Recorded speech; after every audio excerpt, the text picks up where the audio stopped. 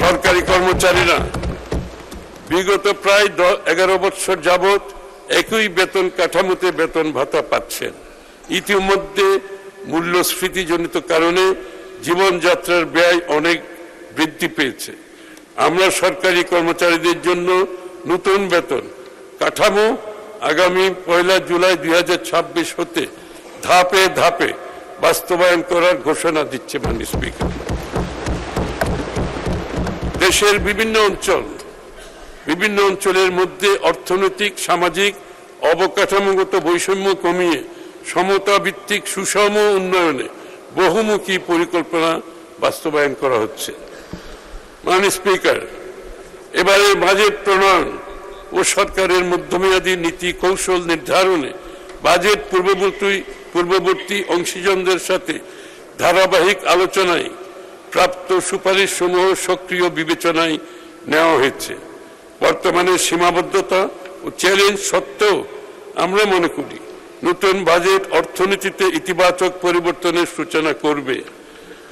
বিনিয়োগ বান্ধব পরিবেশ সৃষ্টি, কর্মসংস্থান সৃষ্টি, উদ্যোক্তা বিকাশ এবং উৎপাদনশীল খাতের সম্প্রসারণের মাধ্যমে অর্থনীতিকে আরো গতিশীল শক্তিশালী করা হবে। আমাদের লক্ষ্য এমন একটি অর্থনৈতিক কাঠামো গড়ে তোলা যেখানে বেসরকারি খাত হবে প্রবৃদ্ধির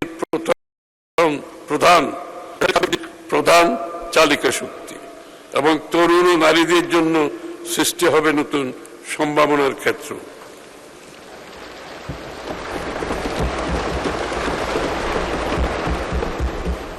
মাননীয় স্পিকার, আমি এখন 2025-26 অর্থ বছরের সম্পূরক বাজেট আলোচনা করছি।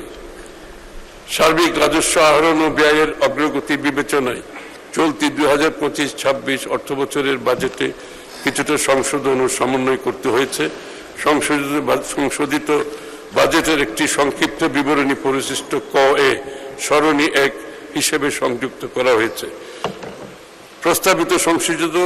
প্রস্তাবিত সংশোধিত রাজস্ব আয় 2025-26 অর্থ বছরের সংশোধিত বাজেটে রাজস্ব আহরণের লক্ষ্যমাত্রা মূল বাজেট হতে 24,000 কোটি টাকা বৃদ্ধি করে 5,88,000 কোটি টাকায় রাখার প্রস্তাব করছি।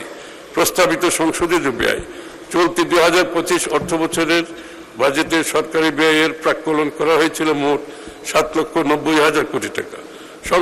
সংশোধিত বাজেটে সরকারি ব্যয় 2,000 কোটি টাকা হ্রাস করে 7,88,000 কোটি টাকা নির্ধারণের প্রস্তাব করছি।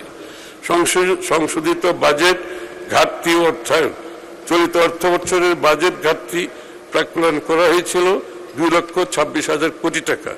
রাজস্ব আয় ও ব্যয়ের সার্বিক অবস্থা বিবেচনায় সংশোধিত বাজেটে ঘাটতি প্রস্তাব করছি 2 লক্ষ কোটি টাকা, যা জিডিপির 3.3%।